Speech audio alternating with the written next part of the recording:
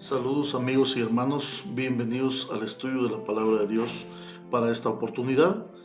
Agradecemos al Señor por entrar ya un nuevo mes y la lección de hoy se titula Una clase diferente de Mesías. Por favor, acompáñenme en oración para ir a la reflexión de la palabra de Dios. Amado Padre, gracias te damos por tu palabra en esta hora. Bendícenos al reflexionar en el nombre de Jesús. Amén. Bien, estamos estudiando una lección cuyo título es Milagros alrededor del lago. Y el lago que aquí se menciona es el lago de Galilea. El ministerio de Jesús tuvo que ver con sus actividades y milagros sobre el mar de Galilea y alrededor del lago de Galilea. Y en esta sección de hoy nos vamos a la sección de Marcos 6, 30 al 52 y la pregunta: ¿qué problemas se enfrentaron Jesús y sus discípulos y cómo fue resuelto? Leamos juntos la palabra de Dios. Entonces los apóstoles se juntaron con Jesús y le contaron todo lo que habían hecho y lo que habían enseñado. Él les dijo: venid vosotros aparte a un lugar desierto y descansad un poco, porque eran muchos los que iban y venían, de manera que ni aún tenían tiempo para comer.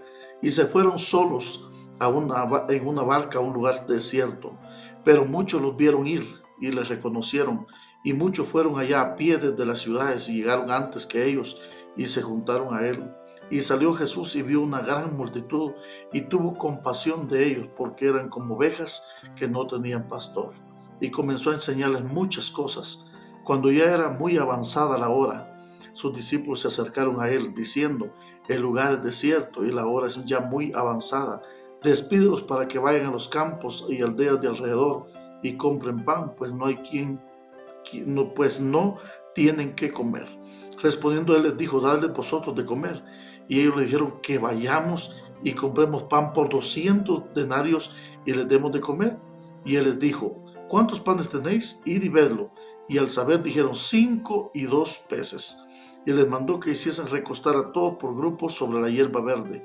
Y se recostaron por grupos de 100 en 100 y de 50 en 50. Entonces tomó los 5 panes y los 2 peces, y levantando los ojos al cielo, bendijo y partió los panes y dio a sus discípulos para que lo pusiesen delante, y repartió los 2 peces entre todos. Y comieron todos y se saciaron, y recogieron de los pedazos 12 cestas llenas de lo que sobró de los peces. Y los que comieron fueron 5,000 hombres. Y enseguida hizo Jesús a sus discípulos entrar en la barca e ir delante de él a Betsaida, en la otra ribera, entre tanto que él despedía a la multitud. Y después que los hubo despedidos, se fue al monte a orar.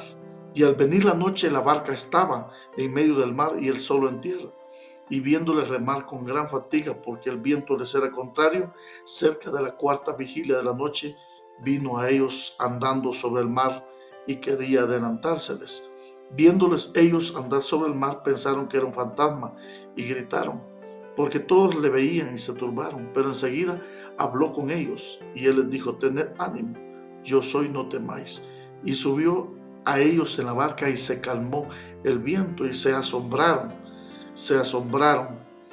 en gran manera y se maravillaban, porque aún no habían entendido lo de los panes, por cuanto estaban endurecidos sus corazones.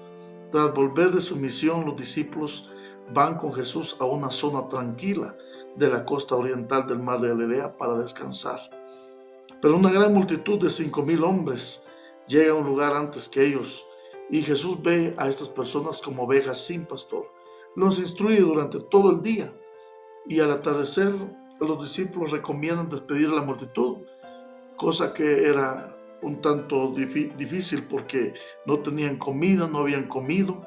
Y el diálogo siguiente, que aparece en Marcos 6, 35 al 38, ilustra el hecho de que los discípulos están pensando en términos humanos definitivamente.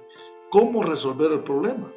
Pero Jesús soluciona este asunto alimentándolos milagrosamente a la gran multitud con apenas 5 panes y 2 peces.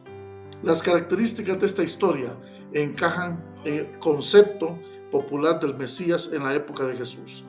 La expectativa era que el Mesías liberaría a Israel de sus enemigos. Sin embargo, mis hermanos, la presencia de un gran número de personas en ese ambiente desértico debió haber sido realmente algo que llamara la atención, por lo menos desde el punto de vista militar.